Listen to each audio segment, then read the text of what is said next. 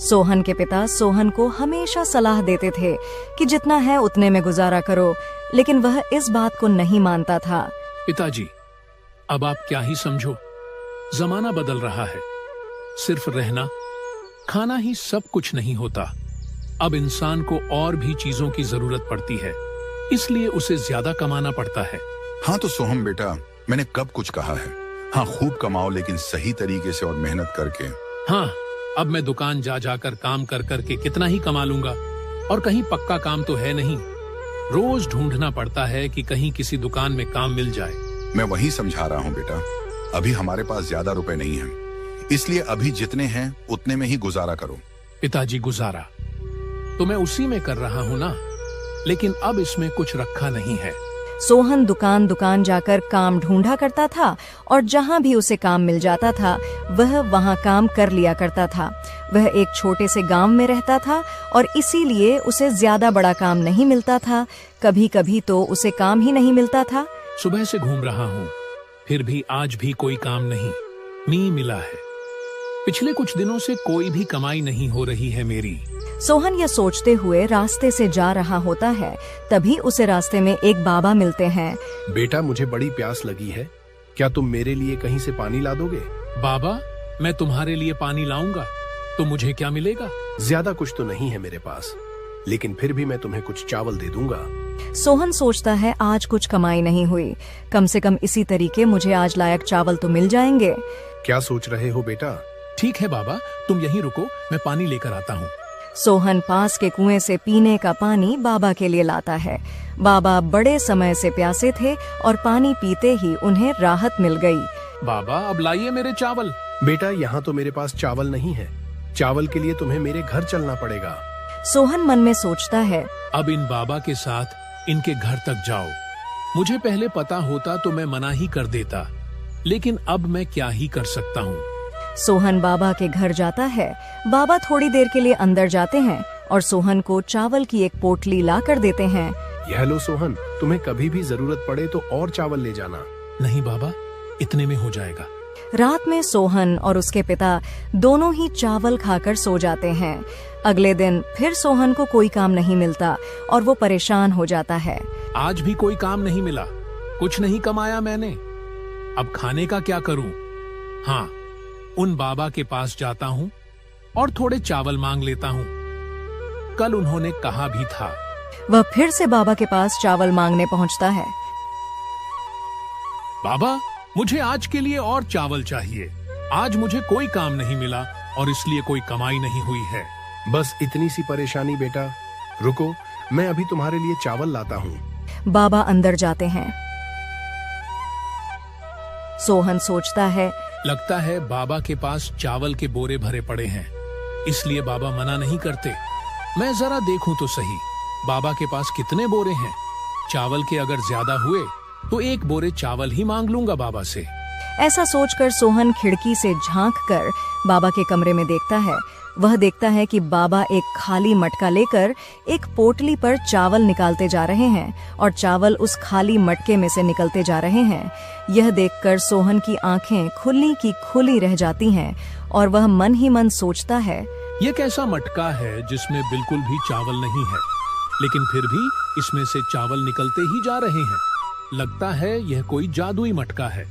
तो यह है बाबा के चावल का राज। बाबा बाहर आकर सोहन को चावल से भरी पोटली देते हैं। धन्यवाद बाबा, अब मुझे आपसे चावल मांगने की जरूरत नहीं पड़ेगी। इतना कहकर सोहन घर को चल पड़ता है और मन ही मन बड़ा खुश होता है। कुछ तो है उस मटके में जो उसमें से कभी भी चावल निकाल सकते हैं, तभी उन बाबा के घर में खाने की कमी नहीं रहती है।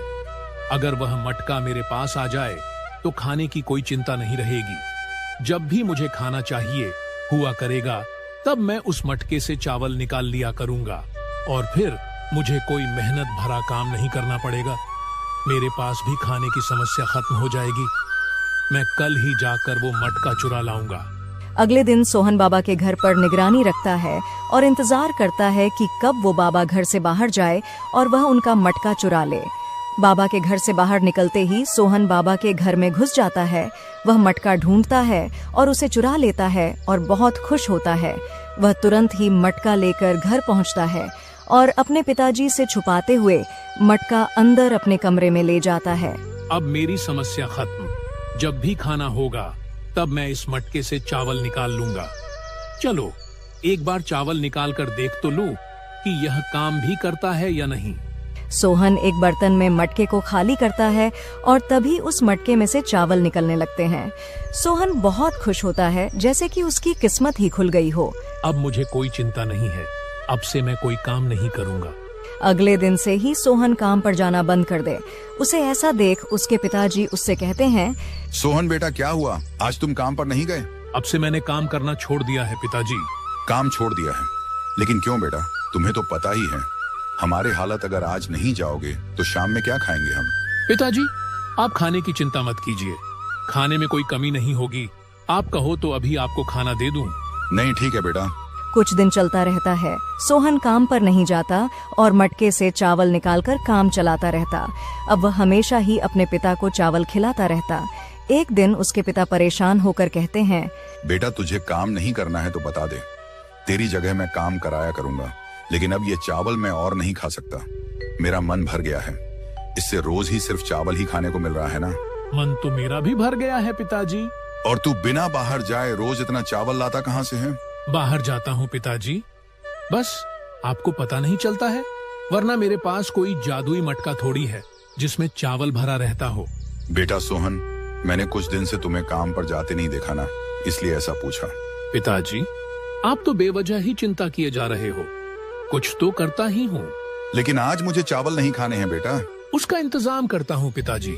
पिताजी यह बात तो सही कह रहे हैं, अब तो मेरा भी मन इन चावलों से भर गया है। मुझे कोई तरकीब सोचनी पड़ेगी। काफी देर सोचने के बाद सोहन को एक तरकीब सोचती है।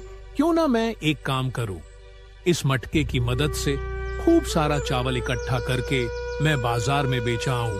उसके मुझे अच्छे रुपए मिल जाएंगे और फिर ये एक अच्छा काम भी बन जाए।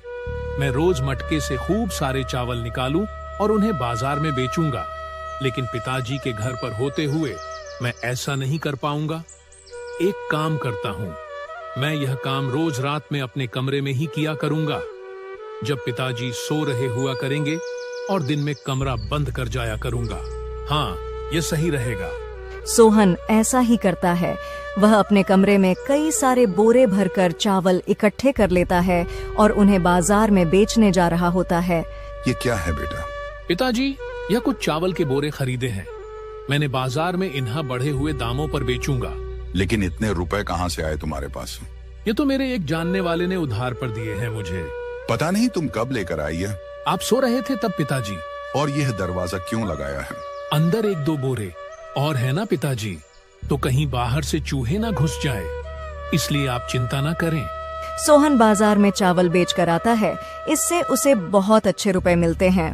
इतने रुपए तो कभी नहीं देखे मैंने। यह तो सच में बड़ा ही गजब का मटका है। अब तो मैं चावल के बोरे बेच बेच कर खूब अमीर बन जाऊंगा और मुझे दुकान दुकान जाकर काम नहीं देखना पड़ेगा। इसी तरह कुछ दिन बीत जाते हैं और सोहन रोजाना चावल के बोरे बेचकर अच्छा पैसा कमा लेता है। सोहन का एक पड़ोसी होता है जो सोहन की तरक्की से बहुत जल्दता है। वो सोहन के पास तो कुछ भी नहीं था। 10 दिन पहले तक तो इसके खाने की भी हालत नहीं थी। फिर अचानक से क्या हुआ समझ नहीं आता। न जाने यह रोज कहां से इतना चावल लेकर आता है और फिर उसे बाजार में बेच देता है। मुझे लगता है कि यह कहीं से चोरी कर रहा है। मैं यह बात मुखिया को बताकर आता हूँ। पड़ोसी उसकी शिकायत मुखिया से करके आता है। मुखिया भी अपने कुछ लोगों के साथ तुरंत ही सोहन के पास पहुँचते हैं। सोहन, अब तुम्हारा काम बढ़िया चलता दिख रहा है। हाँ मुखिया जी, बड़ी मेहनत लगती है। अच्छा सोहन, एक बात बताओ, तुम यह चावल कहाँ से लेकर आते हो? जी बस बाहर से लेकर आता हूँ। अच्छा जरा चलो मेरे साथ और दिखाओ मुझे कहाँ से लेकर आते हो तुम ये चावल। सोहन सोच में पड़ जाता है कि वो मुखिया को कहाँ और किसके पास लेकर जाए। क्या हुआ सोहन, भूल गए किससे लेकर आते हो? लेकिन मैं ये आपको क्यों बताऊं, मैं कहीं से भी लाऊं। एक तो चोरी करता है, ऊपर से अकड़ दिखाता है। मारो इसको, तभी इसकी बुद्धि ठिकाने आएगी। मैंने चोरी नहीं की, चोरी नहीं की मैंने। तो कहाँ से लाता है तू रोज इतना चावल? वो वो मेरे पास एक जादुई मटका है, उसमें खूब सारा चावल निकलता है, वही चावल मैं बाजार में बेचता हूँ। मुखिया सोहन की बात सुनकर चौंक जाता है और फिर सोहन उसे अपने घर लेकर जाता है। सोहन के पिता बाहर ही बैठे होते हैं और सोहन की ऐसी हालत देखकर घबरा जाते हैं। क्या हुआ सोहन? बेटा तेरी हालत ऐसे कैसे हो गई, क्या हुआ? मुखिया जी, मेरे बेटे की लड़ाई हो गई क्या किसी से? यह चावल चोरी करके बाजार में बेचता है। नहीं नहीं, मेरा बेटा चोरी नहीं करता है। हाँ, मैं अभी वो मटका लाकर आपको दिखाता हूँ, फिर आपको यकीन हो जाएगा कि मैंने चोरी नहीं की है। सोहन वो मटका लाकर मुखिया को देता है। ये रहा वो मटका, इससे जितना चाहो उतना चावल निकलता है। मुखिया वह मटका लेकर उसे उल्टा करके देखता है, लेकिन इस बार मटके में से कुछ भी नहीं निकलता। वो मटके को हर तरह से घुमाकर देखता है, लेकिन मटके से कुछ भी नहीं निकलता। मुखिया गुस्सा हो जाता है और मटका फेंक देता है। झूठ बोलता है मुझसे, इसमें से कुछ भी तो नहीं निकलता। इसका मतलब तूने चावल चुराया है और अब झूठ बोल रहा है। इससे पहले कि मुखिया और पहलवान सोहन को मारते सोहन के पिता उसका बचाव करते हैं। ऐसा नहीं करिए मुखिया जी, मेरे बेटे को माफ कर दीजिए। अब से ये ऐसा कभी नहीं करेगा। इस बात की जिम्मेदारी मैं लेता हूँ, छोड़ दीजिए। अब से यह कभी भी कहीं भी चोरी ना करे। यह तो जवान है, इसे तो मेहनत करके कमाना चाहिए, न कि ऐसे इधर उधर चोरी करके। आप सही कह रहे हो, मैं जरूर इसे ये बात समझाऊं। हाँ मुखिया जी, अब से यह ऐसा कभी नहीं करेगा। और इतना कहकर मुखिया वहाँ से चला जाता है। पड़ोसी बड़ा खुश होता है। पिता सोहन से पूछते हैं, बेटा ये क्या कह रहा था तू, जादुई मटका? बेटा ऐसा कहाँ होता है? पिताजी, मैं आपको उन बाबा के पास ले चलता हूँ जिनका यह मटका है। सोहन पिताजी को लेकर उन बाबा के पास पहुँचता है और बाबा से मिलते ही कहता है, बाबा मुझे माफ करना, मैं आपका जादुई मटका चुरा कर ले गया था। अच्छा, तो तुम ही मेरा मटका चुरा ले गए थे? हाँ बाबा, लालच में मैंने ऐसा किया। कोई बात नहीं बेटा, लाओ अब वो मटका मुझे दे दो। बाबा मुझे माफ करना बाबा, वो मटका तो फूट गया। फिर सोहन उन बाबा को सारी बात बताता है। बाबा उसकी समस्या समझ जाते हैं और उसे समझाते हुए कहते हैं, बेटा वह मटका बंद कमरे में ही काम करता है, खुली जगह में नहीं। तभी मैं सोचूं कि मुखिया के करने पर उस मटके से कुछ भी क्यों नहीं निकला, क्योंकि मुखिया और हम सब लोग घर के बाहर थे। देखा सोहन, तुमने लालच किया और उसका क्या फल मिला तुम्हें? बेटा मैं समझाता था ना तुम्हें कि काम तो करना पड़ेगा। सोहन को अपनी गलती का एहसास होता है। हाँ, मैं समझ गया हूँ, अब से मैं खूब मेहनत किया करूँगा। मैंने लालच में आकर सब खराब कर दिया और अब किस्मत ने भी मुझे वापस वहीं लाकर खड़ा कर दिया। अब से मैं मेहनत करके ही कमाऊं खाऊंगा। सोहन को उसकी चालाकी की सजा मिल चुकी थी और अब वो काम करने लगता है।